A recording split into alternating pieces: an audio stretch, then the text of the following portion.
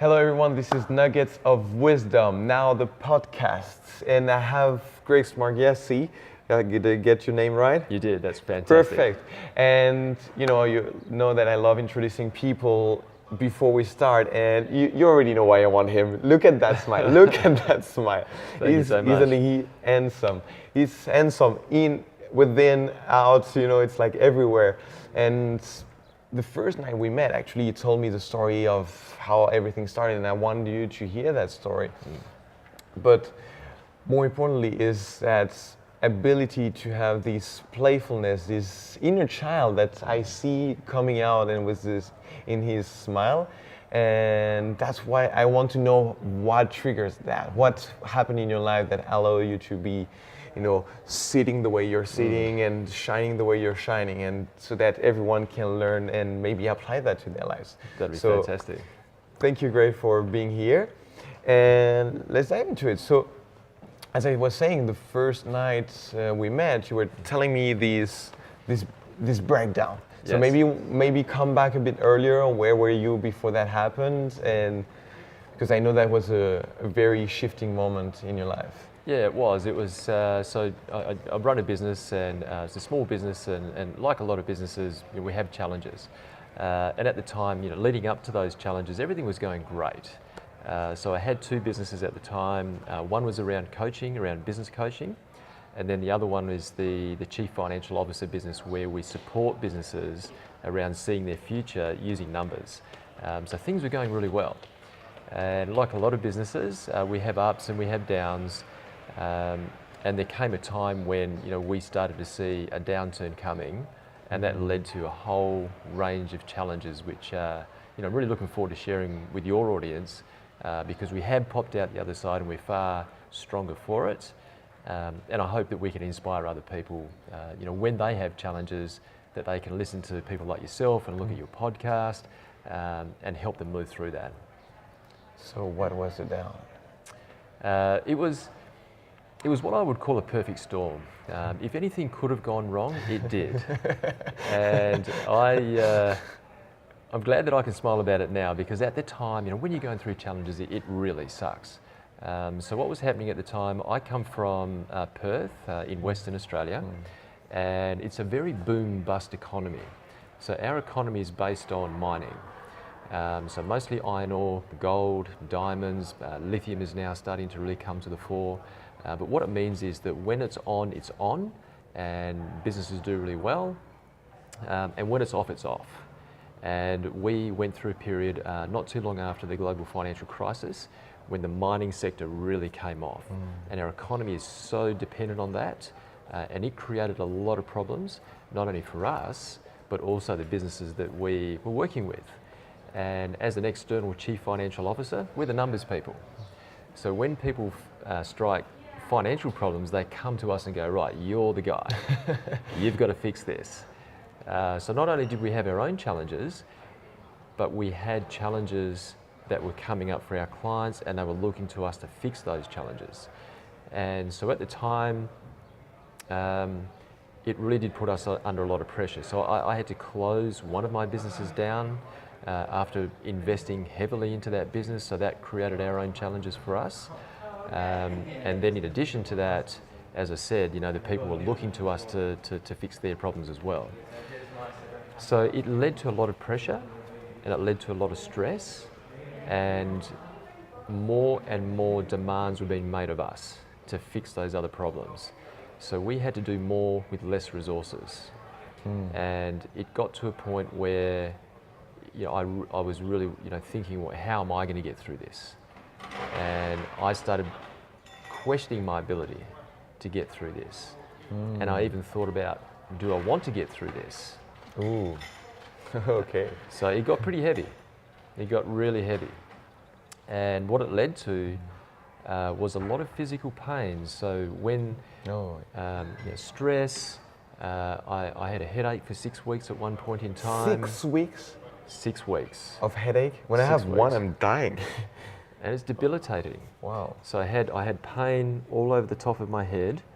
I've got a compressed disc in my neck from sitting in front of a computer for many, many years. Back pain right from the top, right down to the bottom, and I couldn't sleep. It was very hard to focus, and just being at work was not fun. It was horrible, and that was challenging. That was very, very challenging to the point, as I said, where I thought, well, do I even want to get through this? You know, is it time to call it a day? I got to that low ebb. And through, you know, they say that things don't happen by coincidence, and I was going to use that word coincidentally, but I was going through an airport and I bumped into a guy that I used to play football with. And he was talking about his physical health, and he had engaged a professional to help him fix his body. And I've seen lots of chiropractors and physios, and when I had that headache, doctors, they were scanning for brain tumours and cancer and all kinds of things, but nobody seemed to be able to help me the way that I needed it. Anyway, so I bumped into this guy at the airport, and he referred me to a guy who calls himself a body movement specialist. And immediately I was like, nah, a body movement specialist, you know, like, what is this? Make me dance? Yeah. I have a headache. Yeah. I'm in pain. Exactly. So, but I was so desperate that I was willing to try anything. So I got in contact with this guy and sat down with him, and he assessed me. And even after the first session, he said to me, I'm not convinced that you actually want to get better. Ooh. And I was dumbfounded by that. I was looking at him, and it's like, man, I'm in so much pain. What's going on here? So I had to go away from that meeting and really think about what is it that I want to fix? You know, what's my motivation? And fortunately, he did take me on. And he changed my life. So my original motivation was to move away from pain, and what I got from it was not only eliminating the pain that I had, but I also achieved a level of mental and emotional clarity that I have not ever experienced before. So now it was not just moving away from pain, but it was, how far can I take this? How good can I get in terms of my mental and emotional capacity, my capacity to focus? So, but sorry to interrupt, here, but what was the click? What was the moment? Like, because now I was like, I don't want to fix myself. Maybe I don't know. I'm like giving up on everything, and like all of a sudden I'm clear. What was was there a click, a moment where like, boom? Yeah, there was. I mean, I guess desperation. Okay. Like, I'm desperate. I was desperate. And we had our own, it's interesting, it's ironic in that we are financial advisors, but we had our own financial challenges. And I sold my house just to keep the business going, to fund the cash burn, and then to engage Brady, the body movement specialist. I had to sell my car. Wow. Okay. So this was the last roll of the dice. Like this was it. You know, it was my last. You know, in a metaphoric sense, I was at the casino with my last $100, and I was throwing it on the table. And it had that. I have goosebumps. That's right. Yeah. And had I, you know, it was at that point. So I sold my car. That put a little bit of money back in the bank, and that was going to enable me to fund 12 months worth of training with Brady. So I put that money aside and went, that is for Brady, that's my last roll of the dice. That's for me to get better. And if that didn't work well, who knows where I would have gone. But it did work. Do you think it's like the fact that you committed somehow? Like, I'm like, you know, like the all in. Like, Yes. It's like now it's all in or all out. Yeah, totally. Like it's all in. It's everything. Everything that I had, there was nothing left. So this was And it's amazing when you get to that level how focused I became. And it's, as the saying goes, when you pay more attention. And I was paying top dollar for this guy. He works with executives. He's very hard to, you won't find this guy online. Brady does not, he's by referral only, and he's very, very selective about who he takes on, because there's only one of him. And I had to do everything I could. So, after that first meeting with him, and he wasn't convinced that I wanted. Oh, you had to convince him? I had to convince him. Oh, yeah. So, do you think that was part of his strategy? Yeah, I think it was. Yeah. Like, prove me, and therefore, like, if you have to prove me, therefore you're already starting the motion of healing. Yes. Right? Yeah, so total commitment. There's no half-half. I love that. I will implement more of his strategy too, like make people like, if you want in, commit, Yes, 100%. And from there on, I think like you realign the boats. Yeah. Like it's like, okay, now we're changing course, we're going that way. And what was something that you did ongoingly, as a process to make sure that you keep on that new track? Yeah. So I'm a very rhythmic person. Okay. I need routine. Okay. And I thought my routine was pretty good. Okay. Brady introduced a whole new level of routine for me. Okay. And what, a lot of us, we talk about, I know I need to exercise, I know I need to eat properly, I know I need to hydrate. We know all of these things, but what do we actually implement? What do we actually execute on? Yep. And so I was already getting up at 5:30 in the morning and getting to work early. But the biggest challenge that I used to enjoy training, physical training at 10:30 in the morning. That was the part of the day that felt right for me. But what would happen is all the pressures of work and business would usually mess that up. So like there's a client demand coming in, and instead of going to the gym or instead of taking some time out for myself, I would just focus on the client demand. Yep. So I wasn't looking after myself. And so Brady said to me, he said, well, Brady gets up at 3:30 in the morning. That's when he starts his day. Okay. All right. And I said to Brady, you're crazy. If you expect me to do that, then it's just not going to happen.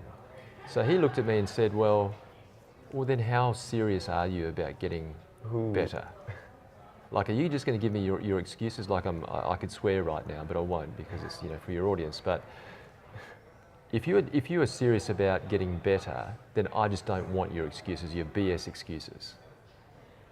So you're going to create time in the morning, or you're not, and you are at a fork in the road. Your choice. So I had this thing in my mind that I didn't like exercise in the morning. It's what I've told myself for a long, long time. And so I made a decision at that point that I was going to make that work. So I now get up at 4 a.m. in the morning, each weekday. And I get to work at about 8 o'clock. So I have 4 hours in the morning, which is my time, to look after me.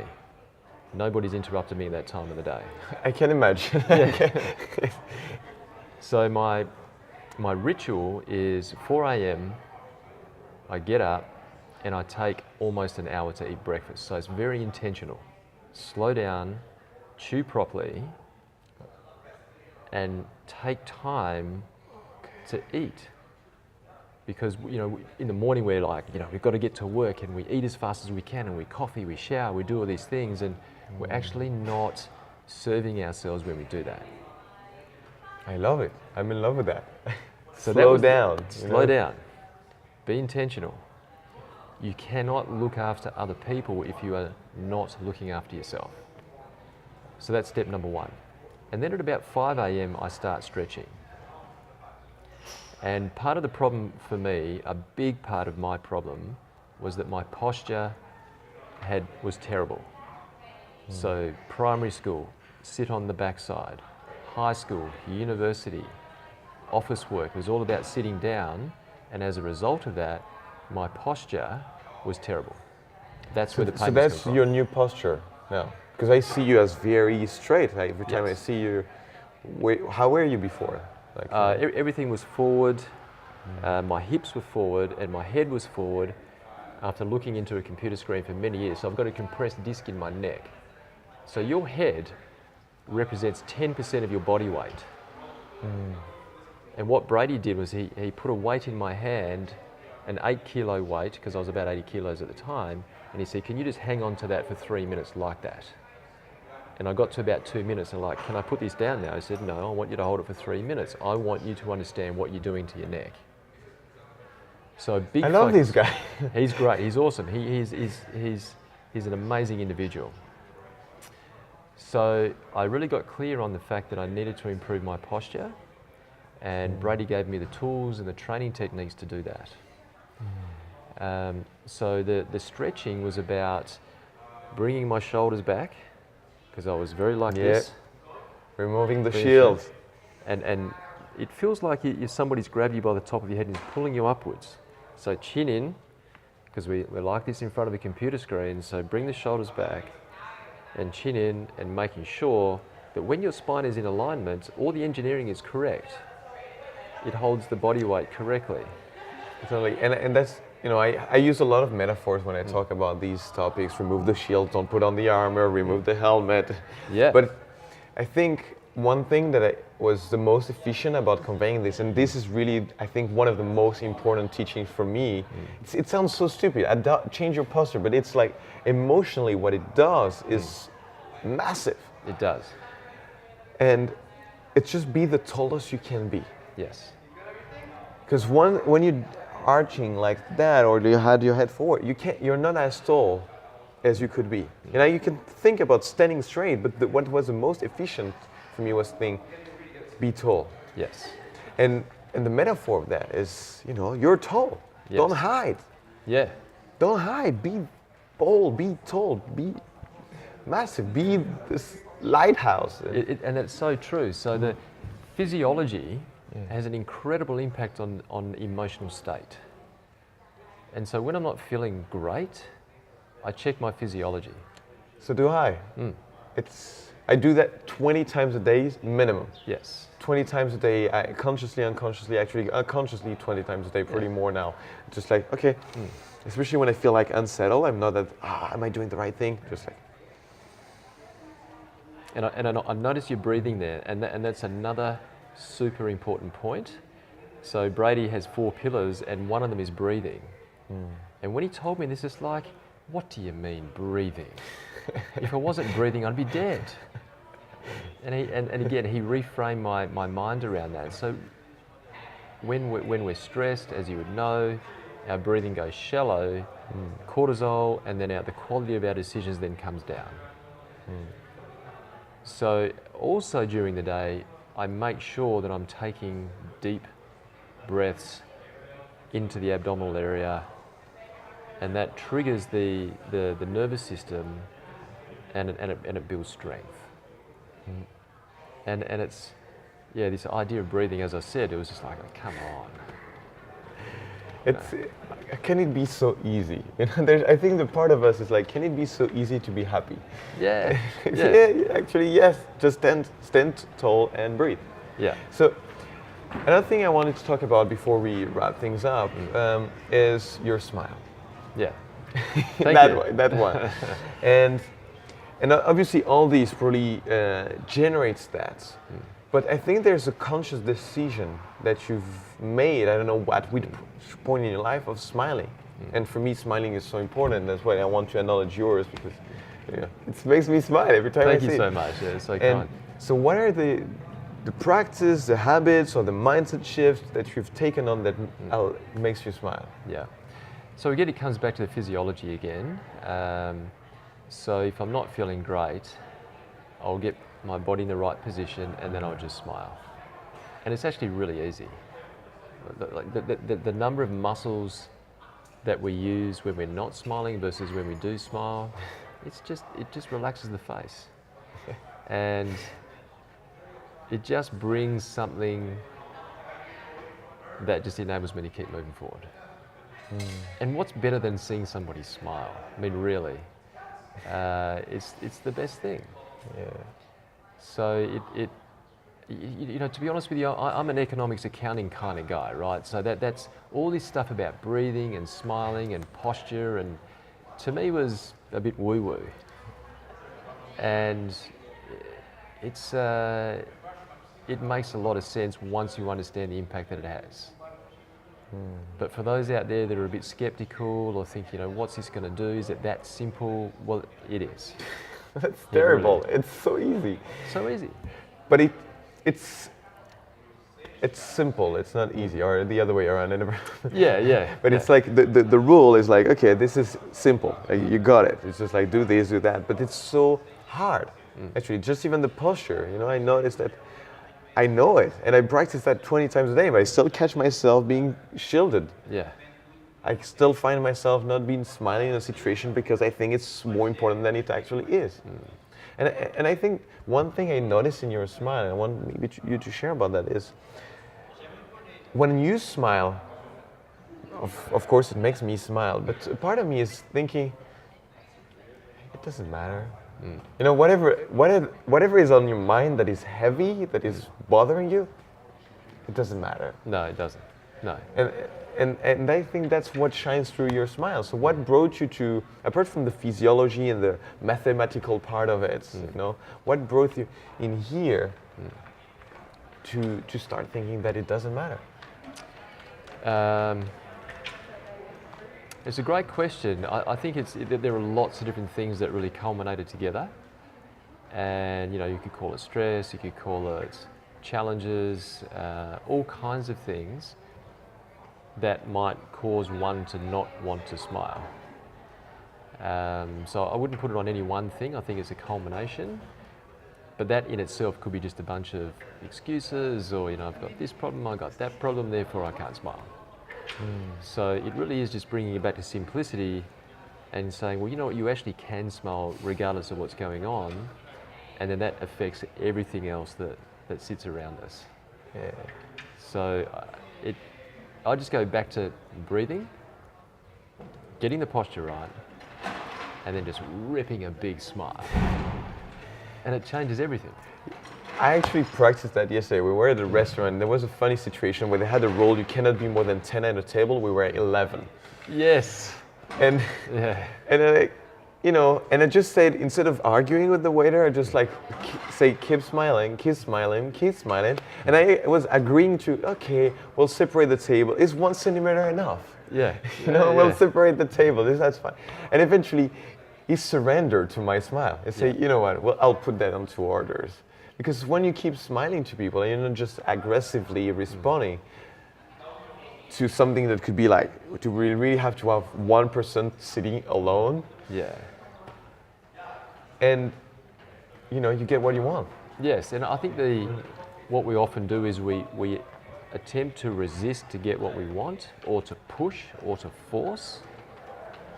And the smile creates a flow. Yeah. So then it just flows. So then it's actually not as difficult to get an outcome that you're looking for. So I did this great program called Rock and Water. Sometimes you need to be rock, but there are times when you need to be water. And that just creates natural flow. Yeah, definitely. I often think of the metaphor of martial arts. It's like use the strength of your opponents to guide them into the direction you want. Very similar, yeah. Instead of using energy and losing your energy. There's so much more I want to talk about. I want to ignore the time. I want to keep it short, but I think there's something of what we've experienced here. So we were here together, and that's how we met. We are at A-Fest, organized by Mind Valley. Yep. And, you know, it's one of these places where that fosters connection and more meaningful, more deep connection, where we allow ourselves to open up in front of others. Yeah. And I know a bit you shared with me and you shared with other people, but I want you to share with the audience here about what happened about here. Yeah, so at this point I would like to say thank you, Sebastian, because you've been a big part of this over the last 5-6 days. I feel like I do a lot of physical training, and I feel like over the last 4 or 5 days, this has what's been trained. Yeah. And when we go through challenges, we tend to shut this down and put the shield on because we think that's what's going to fix the problem. I need to protect myself, therefore I need to put up the barrier so people can't hit that. And what I've learned over the last few days is that it's about taking the shield off and bring this out. And as I said earlier, I'm an economics, accounting kind of guy. Talk about heart and love and all this kind of stuff. It's like woo, woo, woo. You know, that's not Will me. you show that to your clients? Yeah, let's send it to them because they need this as much as I do. So just be open, feel people's energy, and allow it to wash over and give it back. Receive love and give love. Now you do sound woo. But I speak the same language. I'm happy with it. Yeah. One thing you were mentioning is the pain of it. Yeah. It's a painful process. It is, yeah. It can be confronting, and you know we've got to peel the layers of the onion to have a look at inside. So there's been some moments when it has been painful, but I feel like what's happened is that I've allowed that to dissipate because I've created awareness around it. I've acknowledged it. And then it's felt like it's become external as opposed to it's still locked up in my physiology, my brain, my heart. Yeah. Yeah. It's beautiful. And honestly, first night I already sensed something in you, but like the shift over these 4 or 5 days of like how much like what I sensed was behind, you know, greed, you know, shield. It was there, and it felt like now it's like, okay, I'll take this off, and now you can see it directly. Yeah. And obviously, we still have layers. I still have shields. Yeah. You still have shields. We do. You know, we're getting there. It's not like and now I'm open in love, and I'm pure love, and I'm the Dalai Lama or the Buddha. Yeah. It's a work in progress. But my experiences, and that's why I want you to share, because the reason I'm doing this podcast is for me a way to also relate to things I've gone through in the past, and I'm better with I have a human in front of me than just but it's this pain I became addicted to because pain is actually nothing bad. Pain is just an intense sensation, and we tend to find intense sensation unpleasant. You know, an intense smell, we say it stinks. An intense color, it's too bright. An intense sound, but it's just intense, and that's what we associate with pain, because obviously when it's very intense, it's dangerous. You know, the danger might be there, but when you surrender to the pain, and what's like yin yoga, I invite you to practice yin yoga when you stay in a position that is painful, but you stay there for 2 minutes, and then the pain becomes just a sensation. Yeah. And that, when it's here, this sensation at first is so painful. But when you embrace it, it's just so intense. It's just like overwhelmed with love, and I feel like my heart is going to pop out. Yeah. Yes, I've had that feeling a lot over the last few days. And you're like, and it's expanding. But that's the pain. I invite every one of you to just experience that pain and just to feel the expansion of love. Yeah, and I would invite people, you know, you're doing amazing work with the people that you work with and the audience that you have. And if there's anybody out there that has any doubt at all, it's okay to feel doubt, but don't let that get in the way of exploring what's possible and moving into a place, moving to a better way of being, if I can put it in really simple terms. And it is available to everybody. Yeah. It really is. It's everywhere. It truly is. So you just need to take the first step, and which is just acknowledging that there is some work to do. Don't pretend that everything's okay. As human beings, I believe that we are perfectly imperfect. So if we are imperfect, which we are, in my view, there's always something to work on. And that's what we love. Yeah. That's, otherwise, like, that's death. Growth is, Yeah. life is growth, life is evolution. Yeah. Wrapping things up, I always conclude the episode asking my guests, my dear, beloved guests, to share one nugget of wisdom. Yeah. And you can use anything of what we've shared, or maybe you have just a brand new insight, but one thing you want to share with the audience, like if I had to share one simple thing, one unique thing, what would that be? Wow, that's a great question. There's so many things that I could say, but I would go back to what I mentioned just a moment ago, and that is the first step is to acknowledge that there is always something that we can improve, that we can take on about ourselves. There's always something there. Denial is a road to nowhere.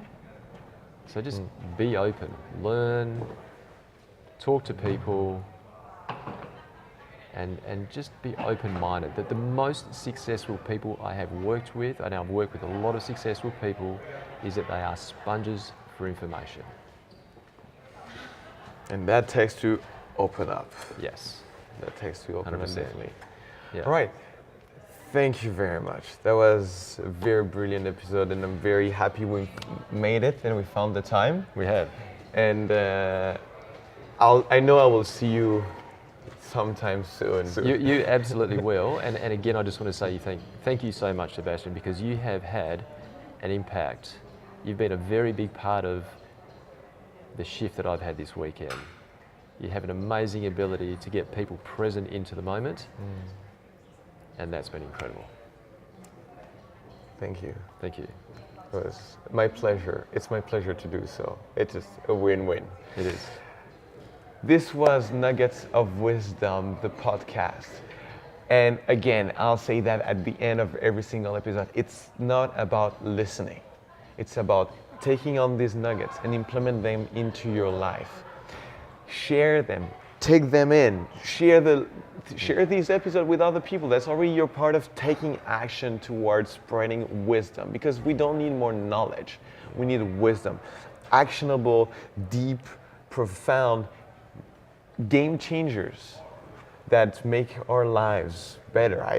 It feels like you're enjoying more your life now than you used to, and I do every day enjoy my life better. I'm so happy to grow older. So this is what this podcast is about. So like, share, comment, give me feedback so that I can improve and know how to convey these messages better. You know the drill, and I'll see you very soon.